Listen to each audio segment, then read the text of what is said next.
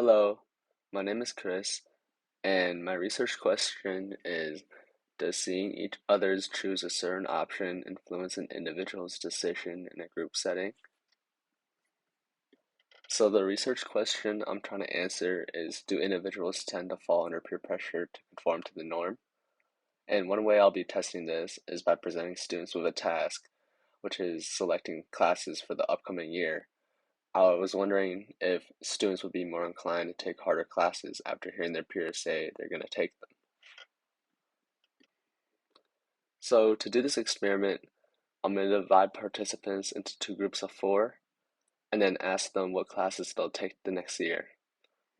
So one group makes their decision individually without any influence from others, and I'll label this the control group.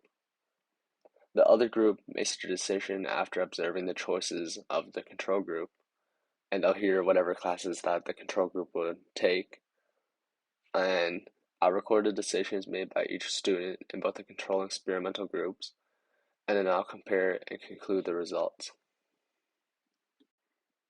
So before I start the experiment, I'm gonna make a prediction, and I think that if the control group says they're gonna take hard AP classes the next year, then the experimental group will have similar results because they don't want to stick out from the norm and they'll feel pressured into saying that they're gonna take harder classes next year.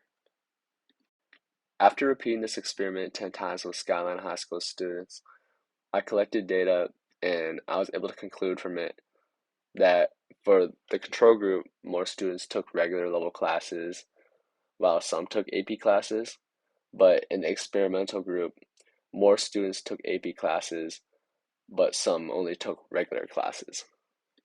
While this could be purely coincidental, I also think that it's likely due to the chance that the experimental group heard what the control group was saying, and they might have felt pressured that some of them took AP classes, so a lot of them actually said that they're going to take AP classes.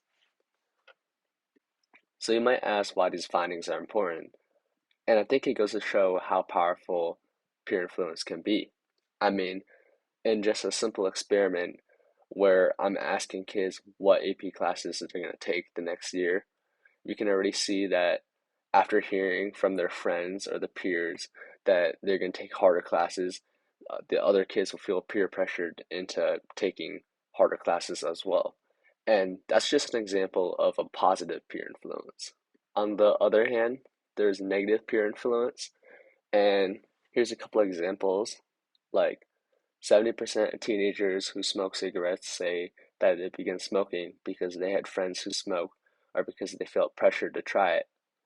Or 55% of teenagers who tried drugs self-report doing so because of peer pressure. Or teens who see favorable images on social media of other teenagers drinking are 3 times more likely to try alcohol. These statistics really highlight how powerful peer influence can be, or peer pressure can be, and it really shows that teenagers are willing to engage in risky behaviors if their friends are doing it. And I think as a parent, it's really important to teach your kid or your teenager to reject this negative peer influence. So, as a parent, there are multiple ways to teach your teen to avoid negative peer pressure.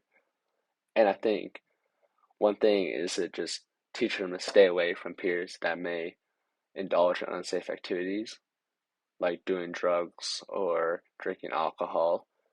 And you should tell them that you're a trusted adult and to tell them to talk to a trusted adult if they're feeling pressure to do anything they don't want to. And if that doesn't work, then you can go ahead and tell them to just blame the parent as an excuse if needing to escape from peer pressure. But most importantly, you need to teach your teens or your teenager to have the confidence to walk away and say no. With all of that in mind, I just want to say thank you for listening to my PSA and remember to be safe.